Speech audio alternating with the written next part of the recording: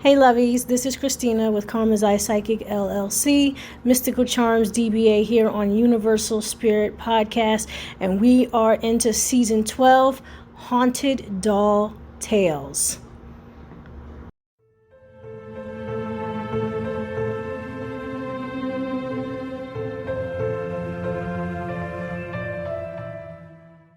So today we're going to be talking about Carlotta, the runaway slave. So this doll I actually got at a secondhand store, at a thrift store.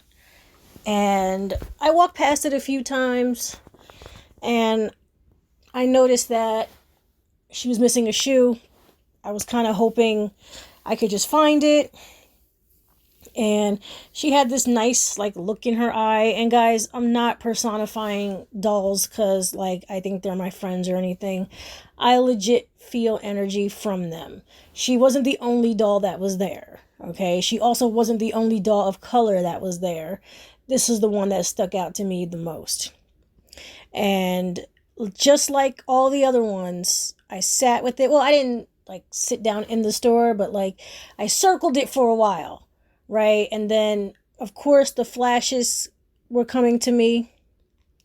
And when I tell you these stories, it's really that the feelings that I get from them, the stories justify the energy that I'm getting from them. But the energy I got from her was very, very, was very old, right? Very old. And even the way she was dressed, it didn't seem like even modern day wealth, what a girl would wear.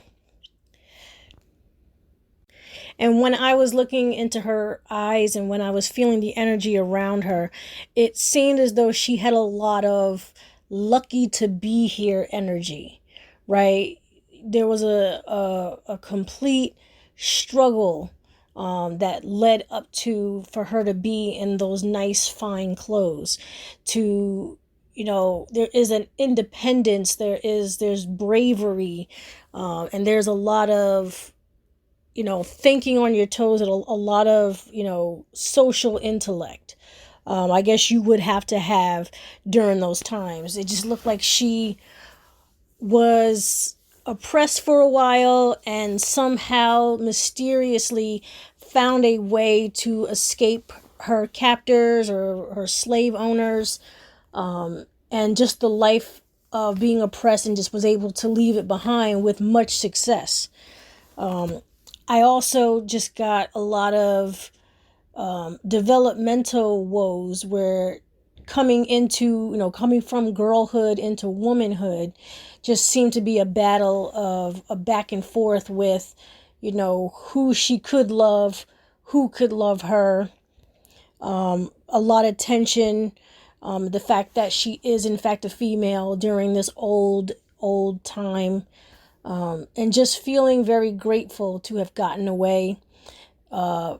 Feeling though that the missing shoe is a very, something to be proud of, considering it is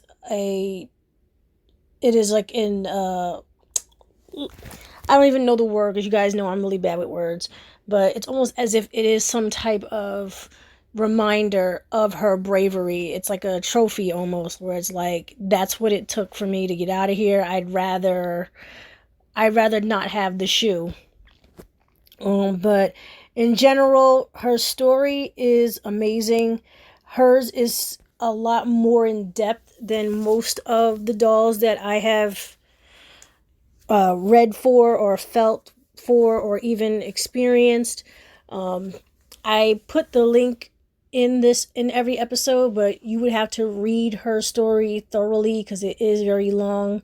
But when I brought her home, I held her on the top of her her hand, and everything just played out. I promise you, it's not stolen from any modern day slave movie or Django or anything like that.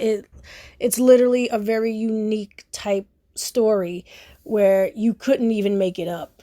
And I find it to be interesting that you can, in fact,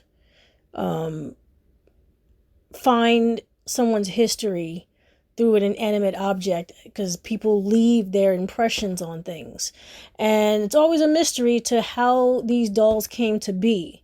You know, we talk about people who craft them, sure, but there's also that spiritual, universal mystery of, being replicated. That's how their metaphysical essence is left behind, where they would rather be the inanimate object and no longer be like the human object, so to speak, right? That these dolls are in place of their spirits, or even having their spirits dwell inside of them. However that came to be.